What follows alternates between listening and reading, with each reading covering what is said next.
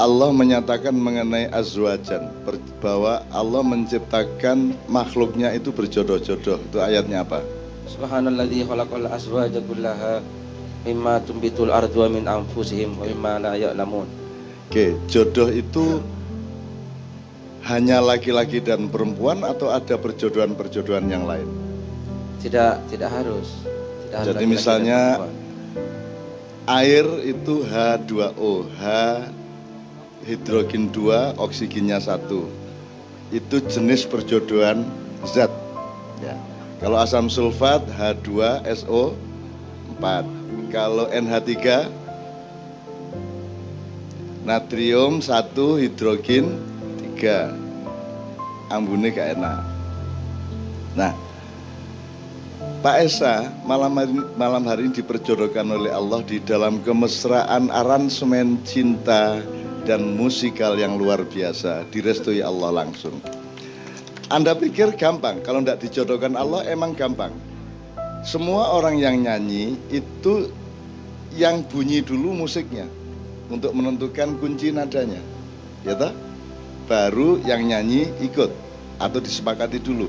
Pak Esa nyanyi tidak ada rundingan dulu.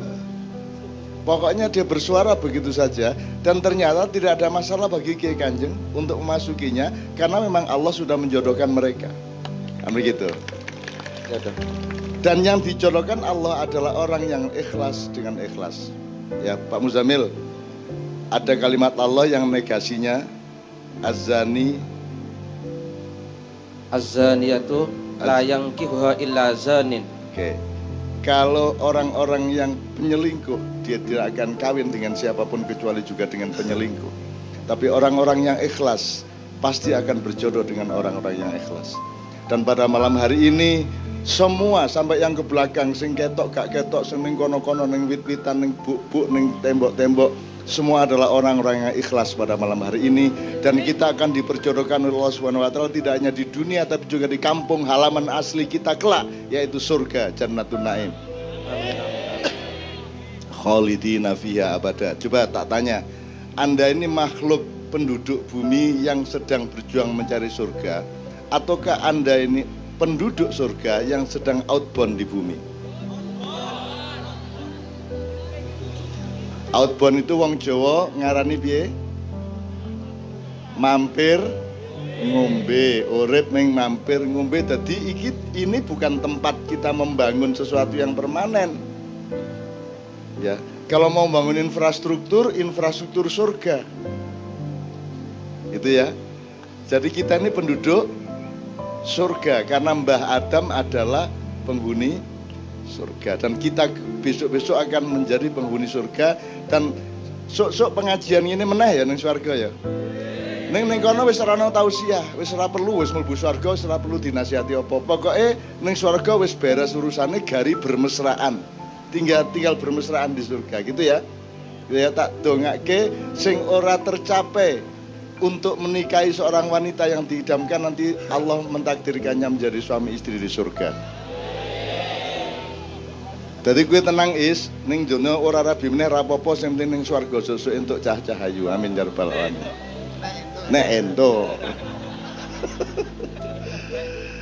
Oke, secara serius saya habis ini saya mohon kepada ketua MWCNO, karena saya punya saran begini. Ini kan ada tantangan-tantangan kepada Nahdliyin dan Nahdlatul Ulama yang hubungannya sama perbedaan faham terhadap Islam.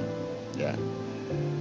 Jadi sekarang ini umat NU sedang berhadapan dengan tafsir-tafsir baru mengenai banyak hal. Misalnya mengenai tahlilan, mengenai kenduren, apa meneh, weweh,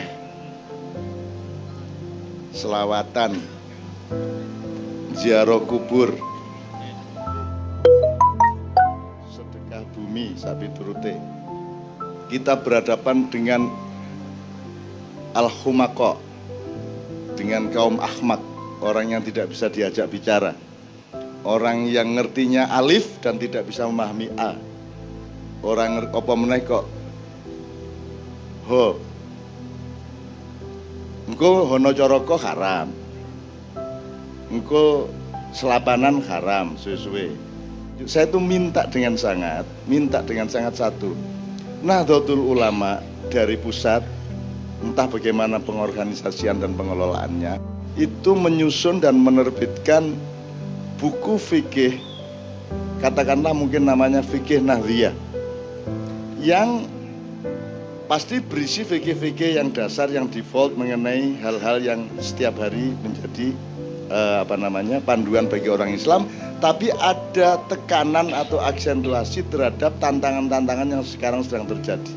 Jadi ada fatwa yang jelas mengenai ziarah kubur, ada fatwa yang jelas mengenai kenduri, ada fatwa yang jelas mengenai selawatan, musik dan lain sebagainya. Panduan resmi dari Nahdlatul Ulama kalau ada, itu akan sangat bagus, sehingga kita tidak setiap kali buka meneh aku kudu jelaskan meneh ibadah mahdhah begini, muamalah begitu dan seterusnya. Kalau ada buku panduannya tinggal dicetak kembali, dibagi, dan itu sebenarnya tidak ada masalah dengan semua paham-paham baru itu kalau Nahdliyin sendiri punya pemahaman yang cetha mengenai Islam. Sebenarnya pertahanannya cuma itu, tidak usah marah kepada orangnya. Kalau orangnya punya pendapat kayak apapun, biar saja, asal Anda sendiri yakin dengan yang Anda pahami mengenai Islam. Tuh. Termasuk Kiai Kanjeng sejak tahun 90-an awal ya wis diharam-haram kayak gitu. Kita pernah pentas di Ancol ya diprotes karena haram. Karena menurut mereka musik itu haram. Jadi nganti saiki urung paham Kiai Kanjeng musik haram ki piye. Sing dimaksud musik ki apane? Apane? Unine, lagune. Nek lagune qiraah iya nganggo musik, ngimami yo nganggo musik, mosok ngimami. Mosok azan bengok-bengok Allahu Akbar, Allahu Akbar. Ayo sholat. Enggak bisa, itu pun musik loh. Namanya rap itu. Allahu Akbar, Allahu Akbar. Ayo sholat, ayo falah. Itu ya musik. Dadi sing piye sing ora entuk iki nadane, nek nada ora entuk ngomong berarti banyak haramnya, mergo ngomong mesti nganggo nada. Piye le kabare kan ada nadanya. Kalau orang Madura ndak remek sampean. Ndak remek cong, yang itu kan itu nada. Sing diharamke sing endi? Nek irama, bagaimana hidup tanpa irama? Bunyi, bagaimana hidup tanpa bunyi? Kan begitu. Jadi yang diharamkan adalah alatnya. Alatnya. Lalu terus untuk apa? Allah menciptakan benda, menciptakan kayu, menciptakan logam. Kalau tidak untuk kita nikmati, sepanjang tidak melanggar syariat Allah. Maka kita harus paham, sing jenenge melanggar sing kepriye. Moga kita ulang satu lagi ya. Kita ulang satu tok aja. Islam itu terdiri dari 3,5% dari ayat Al-Quran yang namanya ibadah mahdhah. Yang 96,5% itu ayat-ayat yang menyangkut ibadah muamalah. Gitu aja gampangannya ya. Istilahnya boleh beda. Tapi pokoknya mahdhah adalah yang oleh Allah diperintahkan langsung atau dilarang langsung. Kalau muamalah adalah inisiatif manusia untuk mendekat kepada Allah. Jadi kalau mahdhah itu dari langit ke bumi, kalau muamalah dari bumi ke langit. Gitu ya. Nah, mahdhah itu iki mengbaleni lho, ya aku ora ceramah lho, iki mengbaleni pemahaman. Mahdhah ki pokoknya ngene iki pedomane. Ojo, jangan melakukan apapun kecuali yang aku perintahkan. Ngono tok. Jadi kalau tidak diperintah Allah tidak usah dilakukan. Jangan lakukan apapun kecuali yang diperintahkan oleh Allah Subhanahu wa taala melalui Rasulullah sallallahu alaihi wasallam. Kalau muamalah, lakukan apa saja. Apa wae sak karepmu asal tidak melanggar syariat Allah. Kan gitu. Dadi mancing entuk ora? Kanjeng Nabi tahu mancing ora? Ning mancing entuk ora? Ya kecuali mancing ning kolame tanggamu. Ah, kuwi sing salah udah mancinge ning panggonane kan gitu. Jadi lakukan apa saja asal tidak melanggar syariat Allah. Kan begitu. Sudah bebas apa saja. Nanti Pak Muzamil tolong menjelaskan konteks kalimat wa ma khalaqtul jinna wal insa illa liya'budun. Kalimatnya bukan inni khalaqtul jinna wal insa liya'budun, tapi kalimatnya adalah wa ma khalaqtul jinna wal insa illa liya'budun. Nanti dulu Muzamil. Ini urutannya begitu, nanti PR dulu. Nah, jadi sekarang ngerti ya. Kenduren untuk orang. Ada melanggar Islam enggak? Melanggar silaturahmi enggak Kenduren? Baik enggak untuk silaturahmi? Mengakrabkan seduluran ora? Ya, karo nulung wong sing ora iso mangan. Nggih. Kowe kan seneng nek ana Kenduren. Nek ora diundang kan kowe kelintar-kelintar ngarepe omahe. Bukan hanya boleh, dia baik. Yang tidak boleh adalah nek kue nganak-nganakke. Jadi bukan Kendurennya yang tidak boleh nganak-nganakke. Wong kue dhewe duwe utang oke, wong dadak nraktir wong oke kan begitu. Gitu loh. Jadi apalagi yang sholawat. Sholawat itu kan pernyataan cinta kepada Rasulullah, kan begitu. Nah kalau sholawat tidak boleh lah, kalau tahiyat kan nganggo sholawat. Tapi ya terus tahiyatnya dipotong gitu. Kenapa kita bersholawat? Karena Allah akan menjadi lebih dekat denganmu kalau engkau mencintai kekasihnya, kan begitu. Kalau kita berdoa kepada Allah langsung tanpa sholawat, berarti yang kita andalkan adalah diri kita sendiri. Saya tanya, bisa nggak dirimu diandalkan di depan Allah? Bisa nggak aku diandalkan di depan Allah? Tidak. Yang bisa diandalkan di depan Allah hanya Rasulullah SAW. Maka kalau kita merayu Allah, kita nyatakan cinta kita kepada kekasihnya, yaitu Rasulullah SAW. Maka doa kita akan menjadi lebih mudah untuk dikabulkan. Itu sebabnya kita bersolawat. Jadi sing dilarang piye nih? Ini pokoknya kita tegaskan sekali lagi ya. Angger jenengan ngerti masalah kan wis beres jane ora ono masalah. Karena Anda ini bertetangga dengan daerah-daerah yang ada gitu-gitu. Ya toh klebon-klebon sing ora lah kowe aja gupoh, kowe wis ngerti kok. Apa meneh liyane ziarah kubur. Ziarah kubur ra entuk. Jare birrul walidain.